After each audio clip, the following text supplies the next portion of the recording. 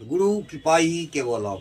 আমি মেষ রাশির জাতক জাতিকাদের দ্বাদশভাবে মঙ্গল গ্রহ থাকলে কি প্রভাব পড়ে সেই নিয়ে দু একটি কথা বলছি।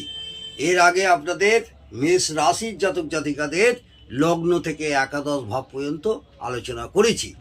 মেষ রাশির জাতক জাতিকাদের দ্বাদশভাবে মঙ্গল থাকলে কি হয় দু একটি কথা বলছি, মন দিয়ে শুনুন। দ্বাদশ ভাব আমাদের ব্যয় ভাব বলা হয়। দ্বাদশ ভাবকে আমরা ব্যয় ভাব বলি। এই ব্যয় ভাবে মঙ্গল নিজের বন্ধু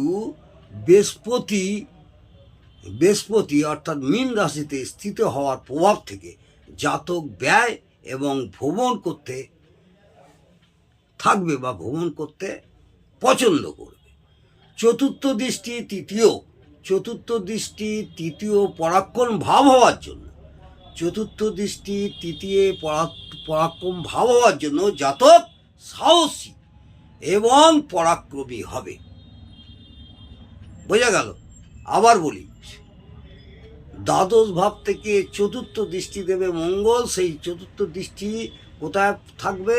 পরাক্রম ভাবে, অর্থাৎ পরাক্রম ভাব হওয়ার জন্য জাতক সাহসী এবং পরাক্রমী হবে। সপ্তম দৃষ্টি কোথায় পড়বে? ওখান থেকে সপ্তম দৃষ্টি ষষ্ঠ ভাবে, অর্থাৎ ষষ্ঠ হচ্ছে শত্রু ভাবকে দেখার জন্য সর্বদা জাতক জাতিকার শত্রু প্রভাব বেশি হবে এবং শত্রু বেশি থাকবে। অষ্টম দৃষ্টি, ওখান থেকে অষ্টম দৃষ্টি সপ্তম ভাব হওয়ার জন্যে স্ত্রী থেকে জাতক খুব ঝামেলা হতে পারে। জাতক হলে তার স্ত্রীর থেকে ঝামেলা হতে পারে, বা জাতিকা হলে তার স্বামীর থেকে ঝামেলা হতে পারে, এবং জীবনে অনেক পরিশ্রম করার পর সাফল্য পাবে। এই সব জাতক জাতিকারা জীবনে অনেক পরিশ্রম করার পর সাফল্য অর্জন করবে।